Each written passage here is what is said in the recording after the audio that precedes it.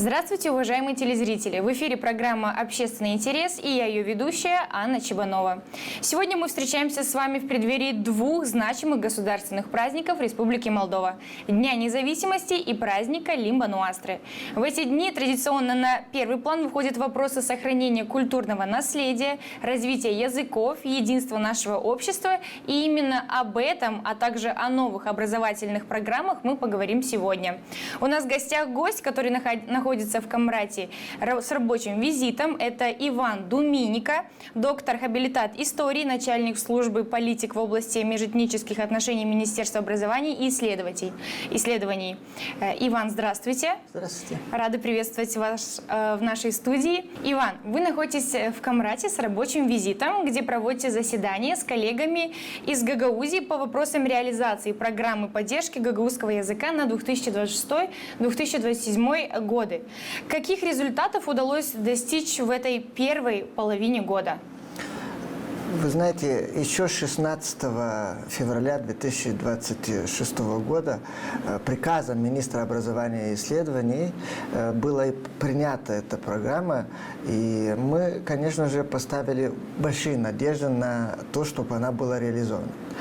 Одно, когда в программу включаются объективы, которые имеют перед собой задачи, и поэтому в данном случае мы поставили перед собой задачу, чтобы за первый год реализации программы по продвижению и поддержке гагаузского языка были включены именно реальные объективы, которые мы могли бы решить. И мы очень рады, что за вот эти полгода мы оценили, что было реализовано 55%. То есть из того, что мы поставили перед собой в этом году, то больше половины мы реализовали, поэтому нужно было собраться с группой, которая также была утверждена приказом господина министра, который включает представителей из различных областей, где преподается гагаузский язык, популяризируется. Здесь мы говорим о Главном управлении образования гагаузской автономии,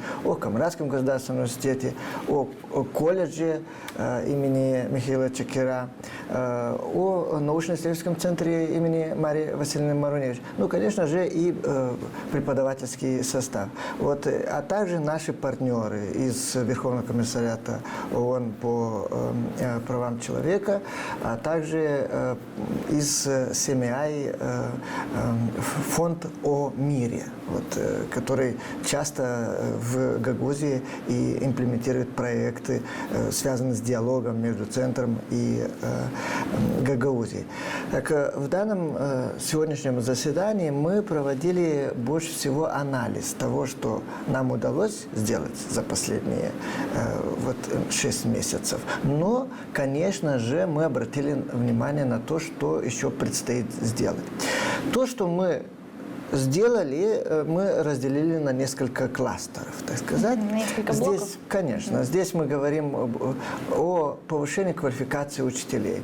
Вот в этом году за счет финансирования Министерства образования и исследований было выделено 160 тысяч леев для преподавателей гагаузского языка, значит, в гимназиях и лицеях Гагаузии, где они в течение 3 месяцев с марта по май проходили курсы повышения квалификации по гагаузскому языку. Для чего это было важно? Для того, что, во-первых, сами вот эти курсы, они проводились и до нас. Но, во-первых, они являются платными. То есть каждый директор, он знает, и преподаватель, что он должен был бы платить эти курсы, потому что они играют важную роль. После этого им выдаются учителям сертификаты, и учитель после того, что они прошли конечно, курсы. идет и дидактическую степень себе повышает в данном направлении. То есть здесь министерство пришло на помощь, оно финансирует эти курсы, преподаватель приходит, и на базе Камрадского государственного университета вот они провели эти курсы. Что важно? Значит, другая часть преподавателей, мы говорим здесь о 25 преподавателей, которые поехали впервые, значит, в Турцию, в университет Аксарай, И там в течение 2 недель проходили курсы о преподавании родного языка как иностранного. Потому что в данном случае применяется другая методология, да, где больше акцент делается на коммуникативные способности ребенка. И преподаватели тоже пришли оттуда с большим багажом знаний. И более того, мы вот в сентябре планируем даже посетить несколько уроков вот тех преподавателей, которые были в Турции. Которые уже прошли конечно, стажировку. работали со своими коллегами из Турции. Ну и сейчас мы поставили перед собой 2 важные задачи, которые тоже являются частью нашей программы по изучению и продвижению гагаузского языка, что касается повышения квалификации. Сейчас с 1 сентября начинаются курсы для 73 преподавателей дисциплины «История, традиции и культура гагаузского народа». До вот наших дней таких курсов не было.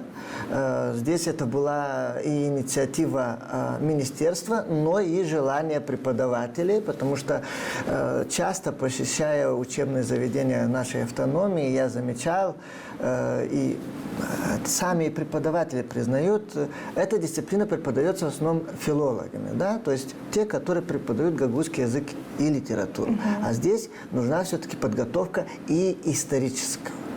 И в данном направлении мы пришли на помощь, когда будут именно историки, тоже в течение 3 месяцев, сентябрь-ноябрь, готовить преподавателей для того, чтобы они могли применять и новые методы для ведения своей дисциплины. Более того, мы до того, как организовать этот курс, провели диалог с нашими учителями, и они нам сказали, вот, например, вот то, что они часто говорят, как преподавать историю гагаузского народа, применяя хронологический метод, да, чтобы... То есть, учитывая все эти особенности. Особенности, вот как дисциплина история. То, что мы понимаем, не может делать преподаватель, который основная его деятельность сводится к работе с детишками по гагаузскому языку и литературе. Поэтому в данном направлении мы привлекли преподавателей из Кишинева, историков. Не только, мы не говорим здесь только об ученых и так далее, а преподавателей из Кишинева тоже школьные учителя, которые также смогут поделиться своим опытом с нашими коллегами из Гагаузии. Это важно. Но и второе, вот даже впервые мы можем здесь сейчас объявить, в октябре мы запустим новые курсы для преподавателей дисциплин как гражданское воспитание, где они должны будут готовиться преподавать этот предмет на гагаузском языке по методике КЛИЛ. То есть это такая метод, который именно позволяет, чтобы обучалась дисциплина на другом языке. И в данном случае вот как раз это входит в нашу программу и как и гагаузского языка, где продвигаем гагаузский язык. Вот уже мы говорим о преподавании нелингвальных предметов на своем родном языке, где учителям нужна будет подготовка. Сейчас мы говорим, пришел запрос из Главного управления образования для подготовки преподавателей начального цикла, то есть мы говорим 1-4 классы, и мы согласились, так что ждем на наших курсов с октября, да? С октября, потому что все-таки мы должны посмотреть куррикулум, наши коллеги должны нам отправить куррикулум, чтобы произошел набор всех преподавателей, и после этого будет издан приказ господина министра и будет выделено финансирование. То есть в программе будут участвовать преподаватели именно по Гагаузии? Только которые работают в гагаузской автономии и преподают дисциплину гражданское воспитание. Спасибо, Иван Иванович. Было заявлено также, что в случае успешной реализации программа будет предложена к утверждению на уровне правительства в период с 2028 по 2032 год, что позволит закрепить и при этом масштабировать результаты ее на долгосрочной основе. Насколько сегодня, по вашему мнению, высокие шансы на то, что данная программа действительно будет утверждена правительством на этот указанный период?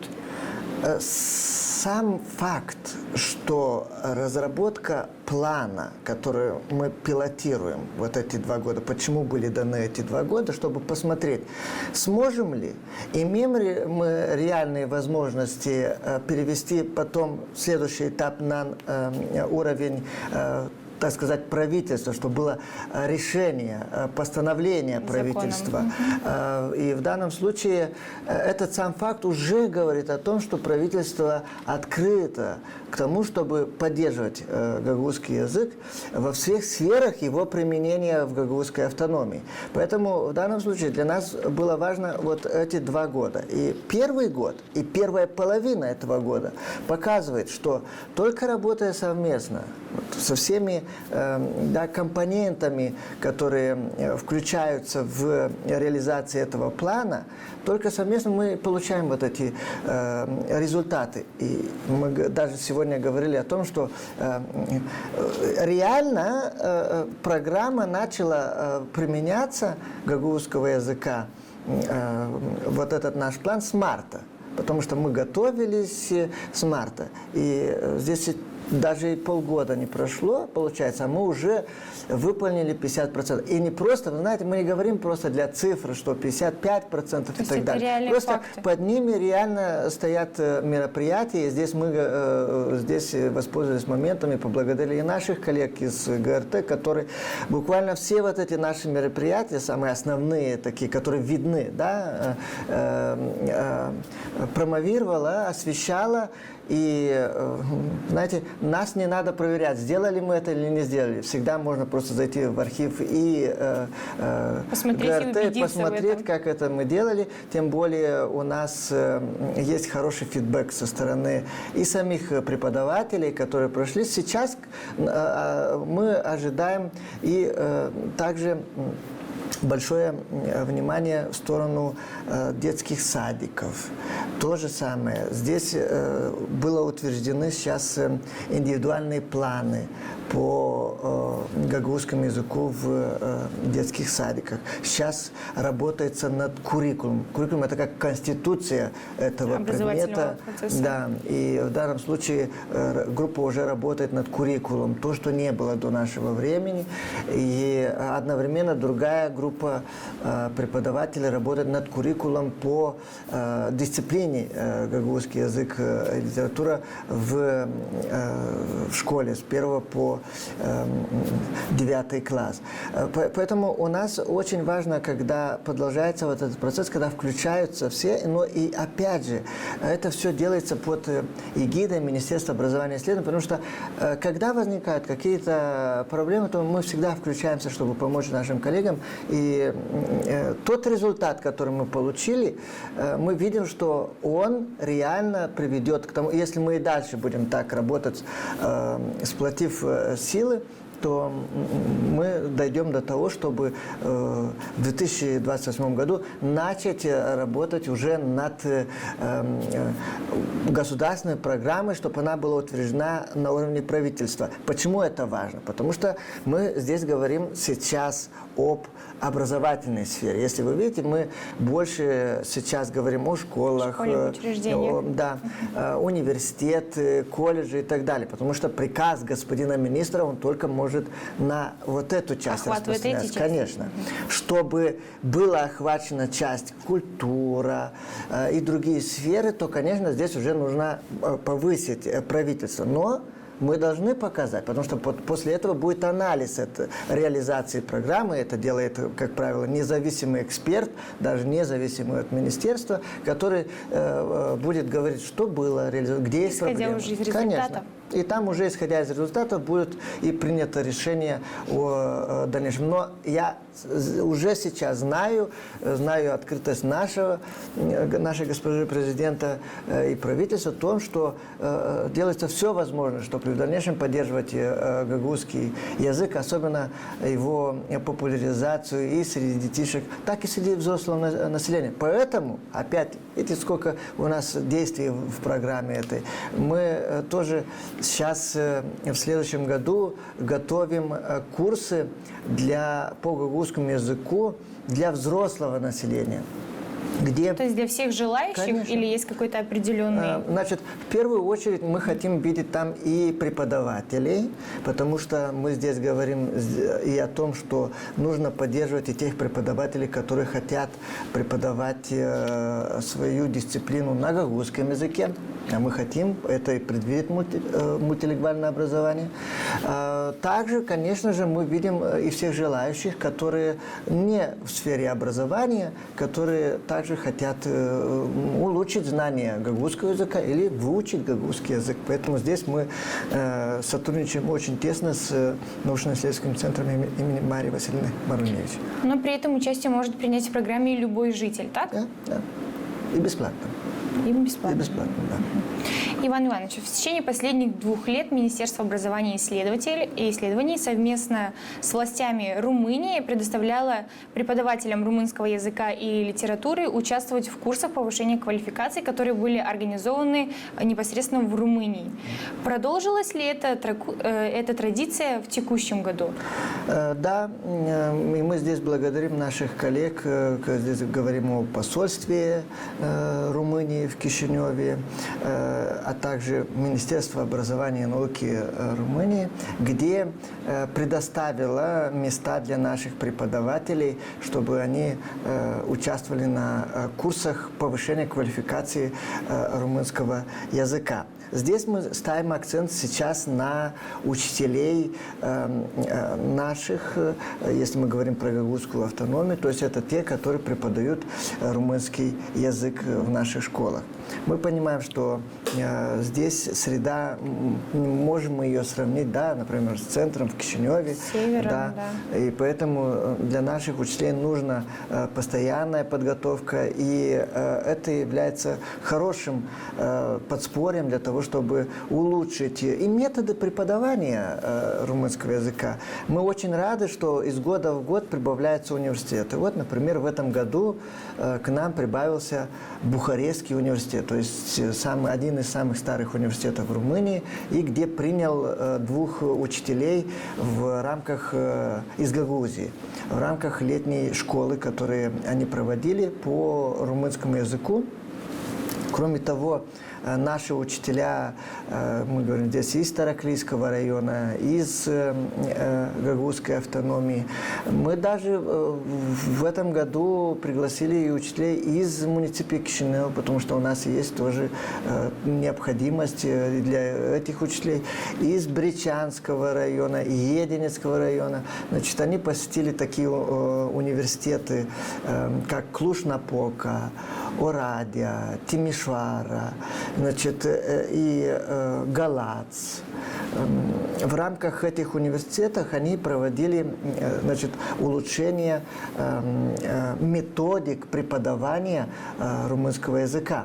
Но очень важно, мы обращаем внимание и на учителей, которые также хотят и видят возможность, чтобы они преподавали свою дисциплину на румынском языке. У нас есть такие учителя, и мы это им позволили в рамках летней школы по румынскому языку, которая проходила в Ясском университете имени Александра Иоанна Куза. Но и впервые в этом году также в этом университете проходили курсы по румынскому языку наши преподаватели в детских садиках.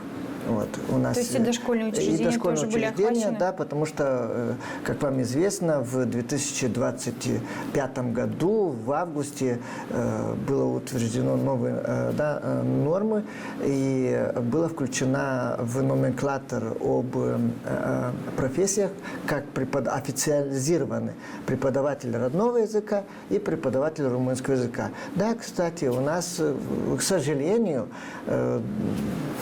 вот получается, с обретения независимости и до 2025 года у нас не было официальной должности преподаватель румынского языка в детских садиках, особенно там, где у нас этнические сообщности. И мы понимали, что нужно, конечно же, начинать с садиков. Вот тогда у нас будет вот эта продолжительность обучения румынского языка, так как и родного языка, потому что всегда в садике начинаются первые азы изучения, и здесь очень важно было официализировать вот эти две должности. Но сейчас, конечно же, стоит задача поддержать эти должности, значит, чтобы преподаватели могли работать в данном направлении.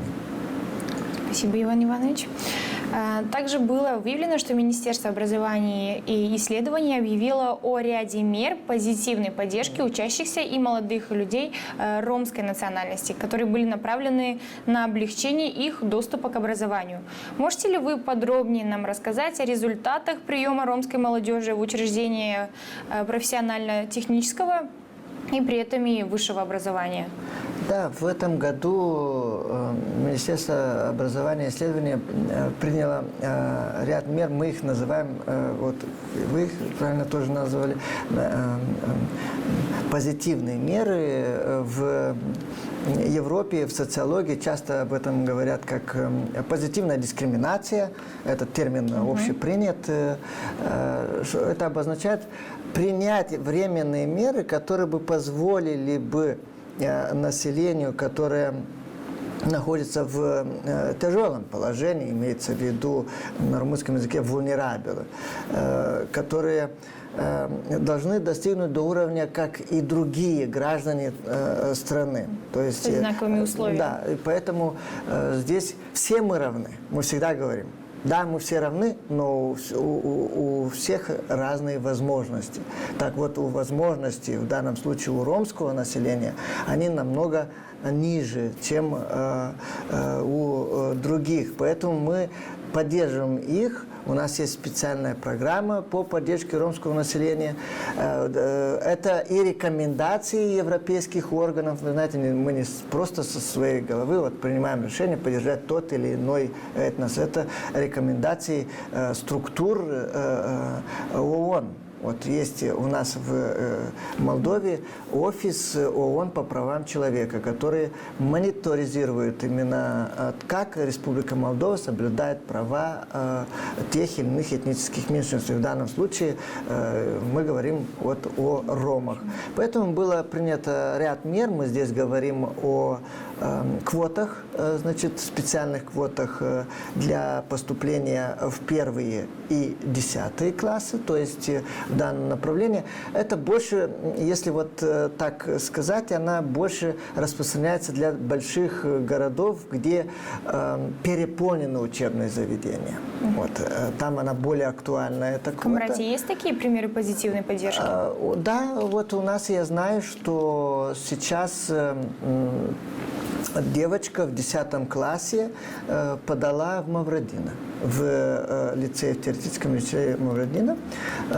Что это обозначает? То есть, когда, например, поступает ром, то в первый или в 10 класс, то им дается квота в 10%. То есть директор, когда планирует места, он должен понимать, что одно место... В той десятке он непосредственно должен быть. Он должен быть хотя бы одно место для ромов.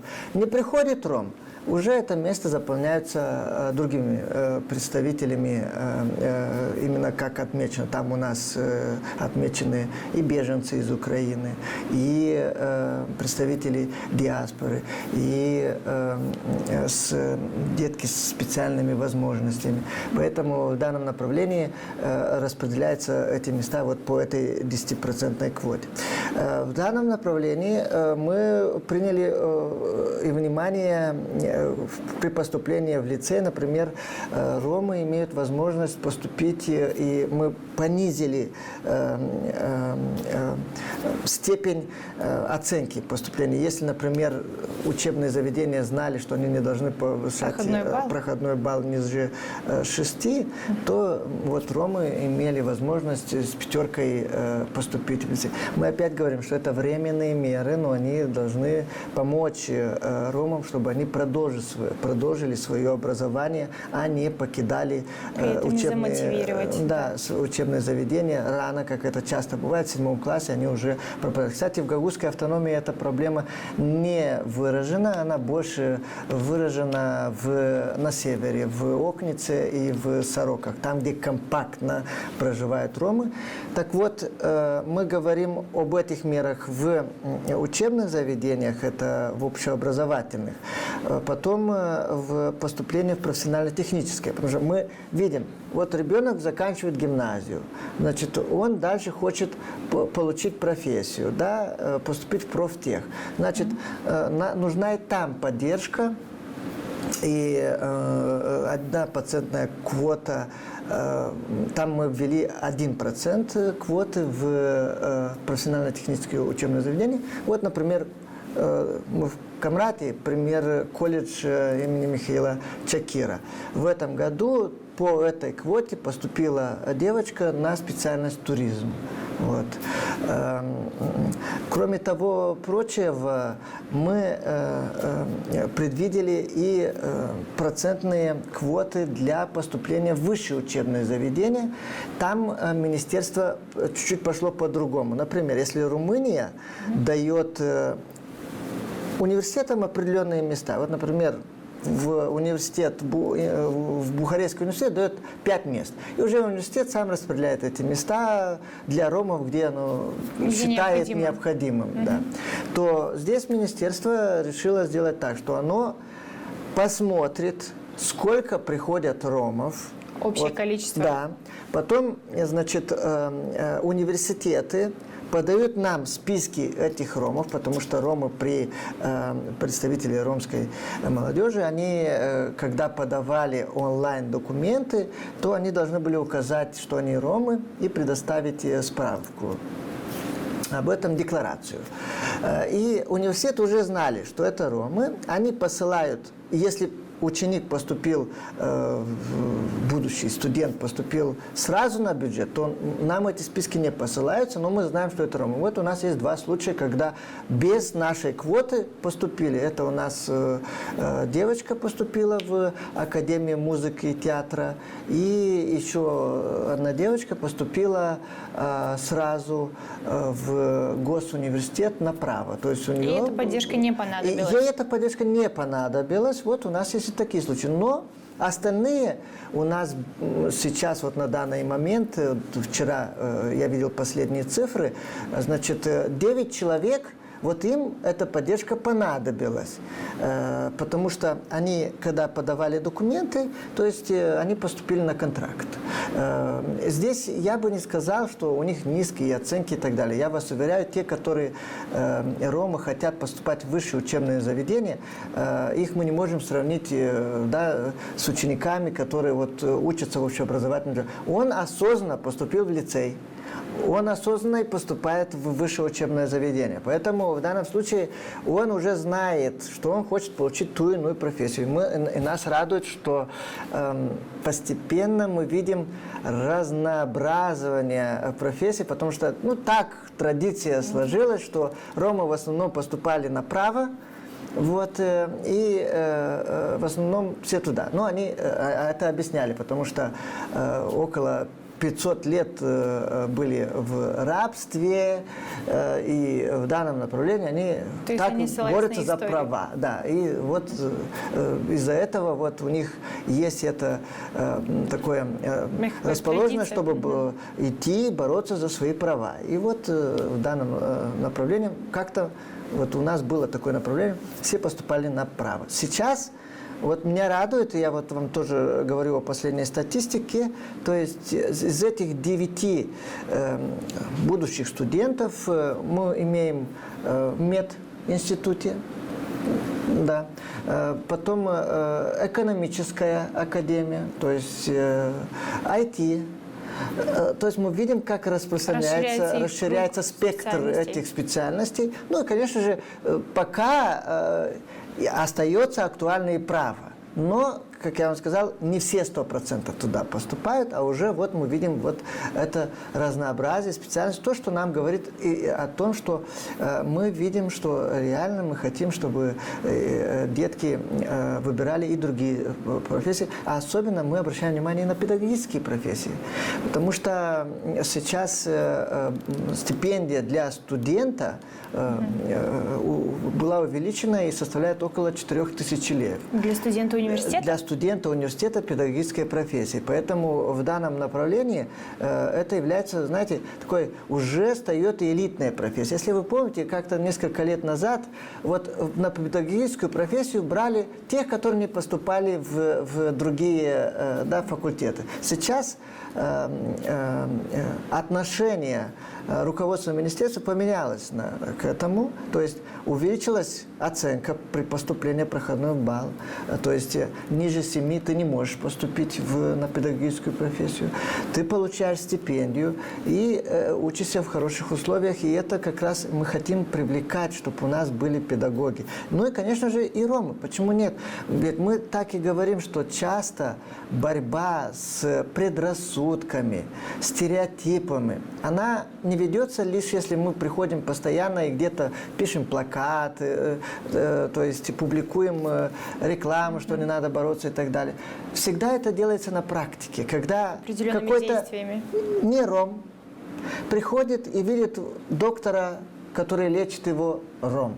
Когда не ром приходит в школу и видит, что преподаватель является ром. Вот именно через такие примеры, по нашему мнению, нотка толерантности, тоже свое делает. Да, можем бороться с стереотипами, которые еще существуют в нашем обществе. Да, спасибо. Иван Иванович, я предлагаю более подробно вернуться к курсам. С 9 марта по 31 мая этого года педагоги гагаузского языка, как говорили раньше, прошли курсы повышения квалификации в Турции в рамках национального плана действий. Вы также называли ранее эту программу одной из лучших инвестиций в будущее образование. Если оценивать результаты этого обучения уже на практике, то как можно эти полученные педагогами компетенции и цифровые навыки применять в учебном процессе, в школах, в автономии? И есть ли конкретные примеры и отзывы этих учителей, которые прошли эти курсы? Да. Значит, как только пришли преподаватели из Турции, мы с ними провели круглый стол на базе, значит, научно-исследовательского центра имени Марии Васильевны Маруневич. Мы очень рады, что на том круглом столе присутствовали представители и турецкого посольства, и консульства. И первое, что мы услышали от учителей, которые были там, вот то, что и вы отметили, это цифровизация. Цифровизация обучения. Они увидели это на месте, когда преподаватели применяют в своей деятельности, то есть, вот как мы говорим, дигитальные технологии для того, чтобы на примере показать ученику, больше объяснить ему тот или иной процесс педагогический. В данном случае мы и решили, чтобы посетить в сентябре, потому что вот они только были и вернулись, и, значит, в сентябре посетить несколько уроков этих учителей, самое важное, пригласить и других преподавателей из других учебных заведений, которые не были в Турции, чтобы послушали учителей и чтобы был вот этот обмен мнением. Нас порадовало то, что многие преподаватели нам рассказывали, что сейчас в Республике Турция многие учебники и так далее в дигитальной форме. Есть планшеты у учеников, и они вот работают с этими планшетами, то есть новые технологии, то есть современные технологии. Все учебники в одном планшете, да. Получается? И они могут применять, сразу сравнивать и так далее, и более красочно видно. Чтобы заинтересовать далее. при этом учащихся. И здесь мы порадовались, когда и коллеги из Республики Турция, которые присутствовали из посольства, тоже говорили об необходимости, чтобы и наши учебники, которые есть, основные, то есть их представить не просто в PDF-варианте, знаете, у нас полно в PDF-варианте это, а в такой дигитальной форме, чтобы было интересно, чтобы было интерактивно работать. То есть мы говорим не о PDF-варианте, как обычно выставлено, к которому мы привыкли уже, а об работе с содержанием этого учебника.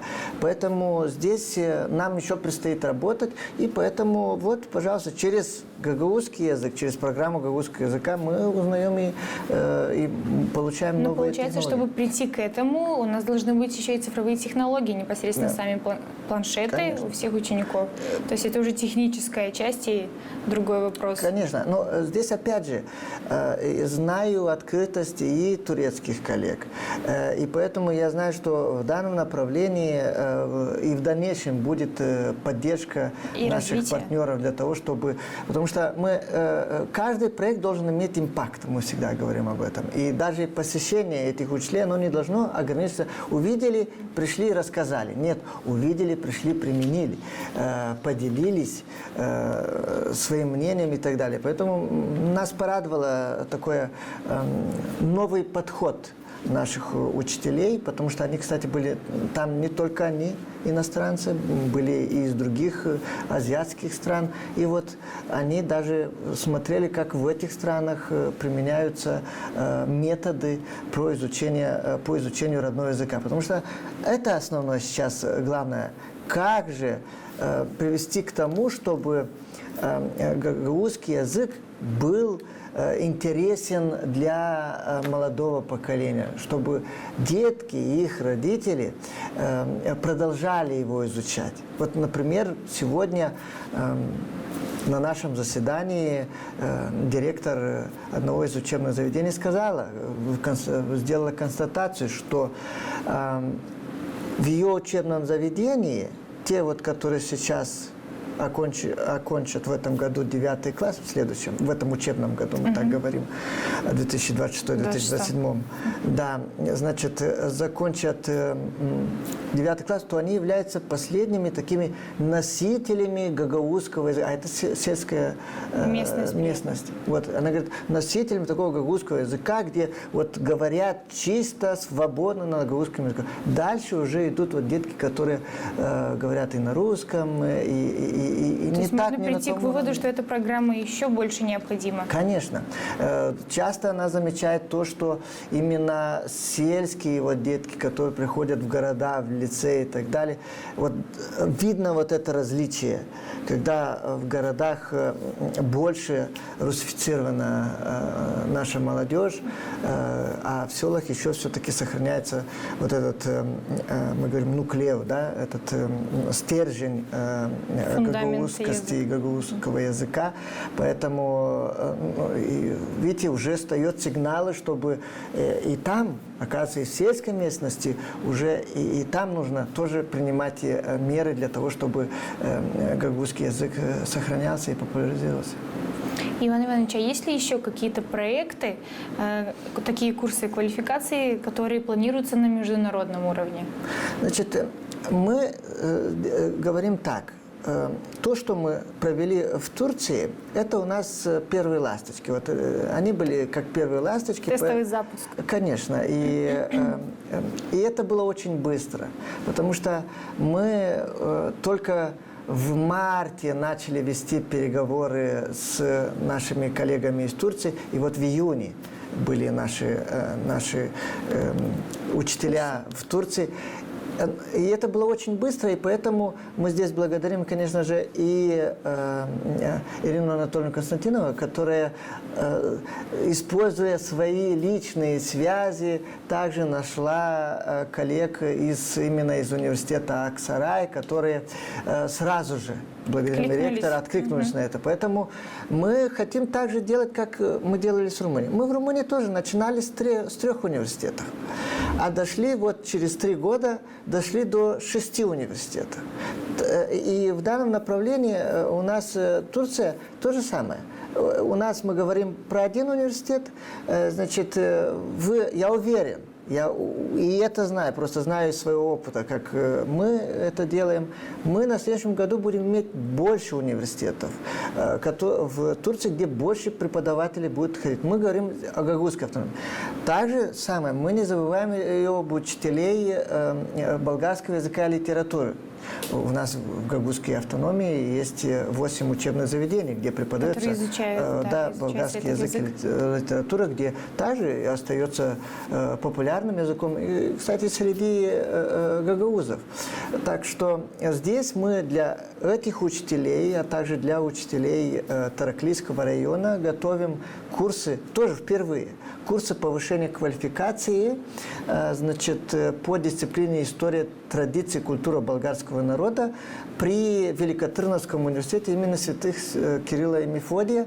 Они будут проходить с 4 по 21 ноября.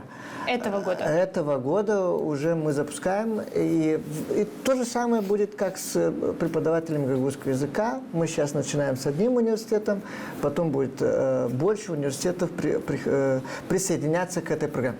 Здесь в данном случае мы говорим желание, чтобы было учителей. Мы с нашей стороны, со стороны Министерства образования и исследований делаем все возможное, чтобы было больше. Даже часто уже сами учителя говорят, мы уже не успеваем за вами. Мы не успеваем за вами, потому что когда-то учителя обращались в министерство, дайте нам какие-то курсы. А сейчас мы постоянно, то одно мероприятие, то другое мероприятие. Да, и здесь мы уже не можем часто и найти учителей, потому что мы все-таки часто говорим так. Когда идет 11 человек на курсы, на следующий год, чтобы дал место другим. Потому что все должны чтобы пройти. Чтобы охватить большую часть учителей. И часто вот бывают у нас такие моменты, когда человек уже один раз был и еще раз хочет, и понимает, тогда мы и его не можем оставить. Вы знаете, без того, чтобы он не прошел вот эти курсы, мы посылаем его в другой университет, то есть, чтобы он не повторял тот же университет, который был. И вот так происходит ротация, но она имеет положительные для преподавателей. Ну, кроме того, об этом и объявил господин министр. Для нас важно сейчас, и если мы говорим вот о курсах повышения квалификации для учителей языковедов, то для нас очень важно и понимать, вот какой уровень их владения языком, потому что мы знаем о результатах экзаменов и так далее, и министр это объявил публично. Сейчас для учителей румынского языка скорее всего, будет проводиться сертификация, чтобы мы поняли... Оценили этот уровень? Да, этот уровень не для того, чтобы что-то пожурить учителей или так далее. Нет, для того, лишь чтобы помочь ему, потому что, да, например, мы понимаем, насколько он загружен, насколько он нуждается в курсах румынского языка, но в некоторых моментах вот просто не имеет возможности, потому что, например, единственный учитель в этом учебном заведении, он и так нагружен, а мы его еще и летом задействуем. Ну, здесь будет идти отдельный подход, помогать этим учителям, потому что мы видим, что в некоторых учебных заведениях, да, результаты экзаменов оставляют желать лучшего. Поэтому здесь, конечно же, надо предпринимать меры, чтобы помочь этому учебному заведению. Иначе, знаете, наши родители тоже, они очень внимательно относятся. И они, когда видят, что ребенок в этом учебном заведении, ну, вот не развивается, И часто низкие результаты экзаменов по языкам, то они просто забирают, и сейчас у нас есть и возможность, и так далее, забирают ребенка и в другое. То есть это в интересах обеих сторон, Конечно. и родителей, и самих педагогов учебных заведений. Иван Иванович, в августе Министерство образования и исследований также объявило о пилотировании программы ускоренного образования в 7 учебных заведениях. Что предусматривает собой эта программа и для кого она больше предназначена? Очень важная программа, она пилотируется вместе с агентством ООН по правам ребенка, УНИСЕФ, а также с офисом ООН по правам человека. Вот с этими двумя организациями министерство пилотирует эту программу. В основном в северных районах, здесь мы говорим в основном как целевая группа, это у нас ромы, это у нас беженцы и представители диаспоры. Но есть у нас, конечно же, и те, которые вот, граждане нашей страны тоже, которые, например, никогда не были в школе. То есть эта программа предусматривает следующее. Вот для тех детей, которые никогда не были в школе, у нас есть такие дети, вот, и эта проблема часто встречается среди ромского населения, но хотят пойти в школу, а у нас в школу записывают в классы по возрасту. То есть ты не можешь 10-летним прийти в первый класс. Вот. Поэтому нужна программа вот этого ускоренного образования, которая поможет этому ребенку достичь за короткий срок, здесь мы говорим про 2 года, сейчас мы пилотируем ее за 2 года, да, он должен будет, этот ребенок, проходить параллельное обучение. То есть это предусматривается там, это изучение румынского языка, русского языка в школах, где изучается русский язык, это изучение математики, истории. И в данном направлении вот нужно будет ускоренно помогать этому ученику, чтобы он интегрировался в сам класс. Это же предусмотрено и для беженцев, потому что, да, мы имеем случаи, когда, например, ну, родители поселились в каком-то селе, где, ну, не говорят на русском, и, само собой, там нету и школы на русском языке, и тогда нужно помочь этому ребенку, чтобы он интегрировался, и программа предусматривает помощь для того, чтобы он получил все необходимые знания за вот этот короткий 2-летний срок. Мы настроены оптимистично, потому что вот мы уже начали пилотировать эту программу. Сейчас она пилотируется на уровне прав человека, когда вот на прошлой неделе коллеги посетили Единцы, а сегодня даже находятся в Сороках и рассказывают учителям, что вот в процессе этой программы важно и соблюдение прав ребенка, а особенно, если мы видим здесь и представителей других этносов, и если у нас есть разнообразие этносов, здесь тоже учитель должен быть готов к этому.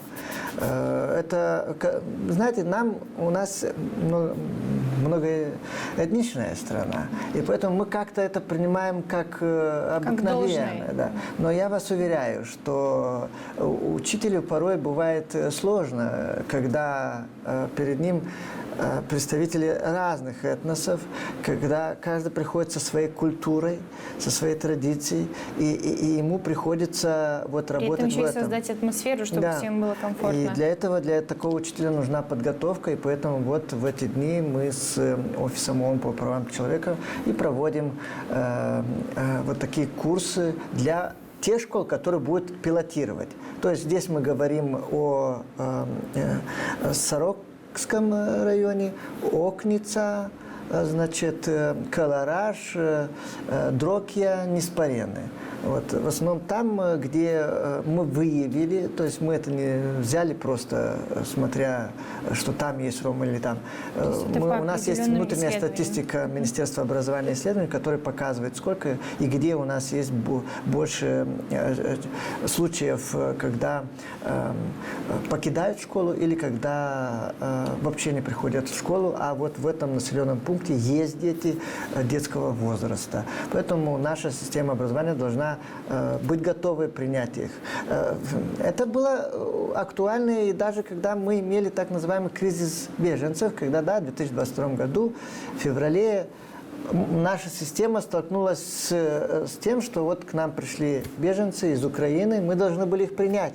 Поэтому здесь сразу же вставал вопрос, а вот как? Вот как этому ребенку, который никогда не слышал румынскую речь, есть школы, там у них, они вообще на русском языке не учились. И вот их включить в нашу систему образования. Наши учителя провели очень большую работу для того, чтобы работать одновременно с классом и работать с этим учеником. И мы считаем, что было успешно реализован вот этот процесс интеграции беженцев в нашу систему. И есть еще работа в данном направлении, но вот благодаря вот тем программам, о которых мы сегодня говорим, они и призваны помочь, чтобы плавно интегрировать детишек в систему образования Республики Молдова.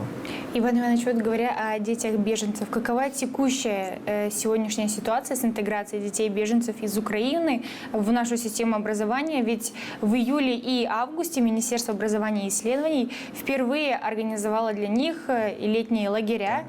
И что вы можете нам рассказать об этой инициативе и ее результатах? В нашей образовательной системе официально сейчас 2800 детей, значит, из семейств беженцев, которые учатся с 1 по 12 класс, из которых 1770 они в Кишиневе, большая их часть в Кишиневе, и также 800 детей в детских садиках.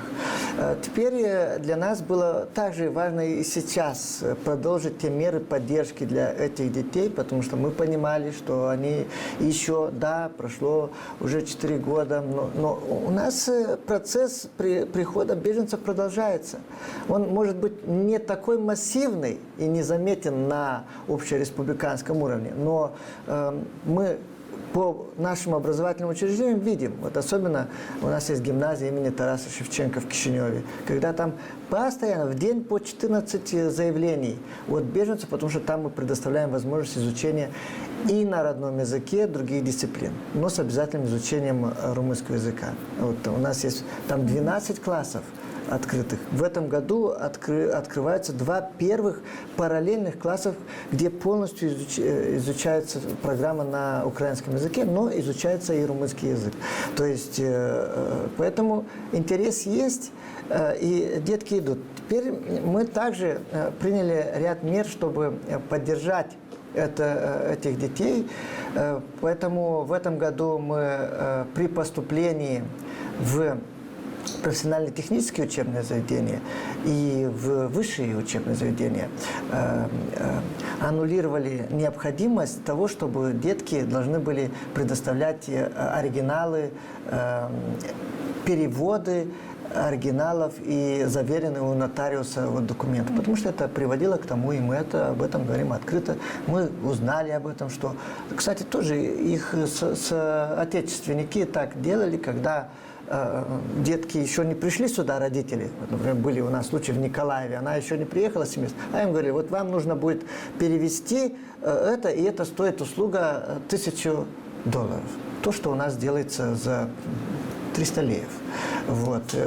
Поэтому здесь вмешалось Министерство образования и исследований, которое официально аннулировало эту необходимость, чтобы не появились такие непорядочные интермедиаторы, которые взыскивают у тех бедных семейств, которые и так бегают от войны. И поэтому в данном случае было аннулировано, и они имеют право как в другие учебные заведения, вот у нас школы, так и в университеты и колледжи поступать на основе копий. Даже если нет у них копий, то они предоставляют декларацию собственной ответственности, и дается период, когда они эти документы запросят в Министерстве образования и науки Украины. Мы понимали, что многие детки пострадали от войны. Им тоже необходима и, знаете, психоэмоциональная помощь. Поэтому в этом году впервые на уровне правительства было утверждено даже решение правительства. Есть каждый год выдаются места в детских лагерях, летних лагерях, где участвуют и граждане Республики Молдова. Понятно, что большинство мест дается. Но было предусмотрено, кроме всех других мест, впервые и места для украинских беженцев. То есть это была определенная квота какая-то или не ограничена? 120 мест для украинских беженцев и 240 мест для детей, которые находятся в Украине. И они могут приехали сюда. Да, они приехали организованно. Здесь мы работали вместе с посольством Украины в Кишиневе. Если мы говорим про вторую группу детей, то ее было более сложнее привести, потому что бомбят там, и мы видим, как очень сложно было передвигаться им и так далее. Это же дети. Представьте, 200 детей, более 250 детей привезти в Молдову. И это был запрос именно из разных областей. Именно области затронуты непосредственно боевыми действиями. Это Запорожье, это, значит, Херсон, это Николаев. У нас были детки из Одесской области, которые постоянно подвергаются бомбежками. И вы знаете, мы даже вот, я увидел, потому что эти детские лагеря прошли в два этапа. Первый этап для детей-беженцев, которые живут у нас вот уже 4 года. И второй этап – это только для детей, которые приехали. И вы знаете, вот я увидел прямо отличие между детьми, которые у нас 4 года, и детьми, которые там. Прямо было видно на лицах их и так далее. И это понятно, они не так уж и веселились. Вот мы там благодаря Центру милосердия беженцев привезли им медведя, белого медведя, большой, который под музыку танцует и так далее, да, развлекает. И мы видели, как детки, которые у нас беженцы, они этого медведя чуть не свалили. Вот. А те детки, которые были, вот вторая группа из Украины, они так смотрели, более сдержанно, и мы это понимаем. Мы это понимаем. То есть поддержка нашей страны, конечно, на этом уровне ощутима и видна на глаза. И нам вот те, которые сопровождали этих детей, потому что мы на каждого 9 детей, один должен взрослый по нашим правилам. И то есть так получилось, что с ними пришли вот еще более 20 взрослых, и взрослые нам рассказывали, что вот эти 10 дней, которые они провели в Республике Молдова, они наконец-то выспались. Потому что, говорят, постоянные сирены, постоянно летают ракеты. Конечно, тревожность для детского мозга – это ощутимо. Мы просто понимали, что эти детки пришли отдохнуть. Для них не столько важно было вот эти мероприятия. Мы говорим так, как есть. Вот. Потому что мы постарались заполнить для них вот эти 10 дней, чтобы они себя чувствовали здесь весело, как дома. Для них первое, я уверен, это было просто отдохнуть, выспаться и чувствовать себя хорошо. Мы провели этот лагерь на севере Республики Молдова, где лагерь назывался «Спиранца». Вот интересное слово. «Спиранца» – надежда. Вот так символично, и мы, так символичным словом, мы с такой же надеждой, чтобы побыстрее закончилась эта война, и детки, те, которые могли бы вернуться на свою родину и жить под мирным небом. Иван Иванович, наша программа подходит к концу. Так как мы сегодня встречаемся с вами в преддверии 2 значимых праздников для Республики Молдова, скажите, пожалуйста, что бы вы хотели пожелать нашим жителям? Я в первую очередь бы хотел пожелать, и в преддверии даже того важного праздника, праздника независимости, а также в преддверии праздника Лимба Ностры, чтобы они в первую очередь понимали, сколько это важно, вот эту независимость, которую у нас есть, и вот мы будем сейчас отмечать 35-летие нашей независимости, насколько ее важно сохранять, ценить эту независимость. Потому что нам далеко не надо смотреть. Вот и снова мы возвращаемся с тем, что происходит буквально у наших границах. И поэтому для нас очень важно, потому что тяжело приобретается независимость, но легко ее можно потерять. Поэтому в данном случае мы должны ценить нашу независимость, изучать как и родной язык, сохранять его, но также не забывать, что мы граждане Республики Молдова, где государственным языком является румынский язык, поэтому для нас важно, если мы хотим интегрироваться в наше общество, знать, конечно же, и румынский язык, для того, чтобы также перед нами открывались двери для нашего и личностного, и профессионального карьерного развития. Спасибо вам, Иван Иванович. Уважаемые телезрители, на этой ноте наша программа подошла к концу. Я напомню, что у нас в гостях в студии был сегодня Иван Думиника, доктор хабилитат истории, начальник службы политик в области межэтнических отношений Министерства образования и исследований. Спасибо вам, Иван Иванович, за эту встречу, за этот диалог, аналитику. А вам, уважаемые телезрители, до скорых встреч. Увидимся на канале ГРТ. Это была программа «Общественный интерес» и я ее ведущая Анна Чебанова.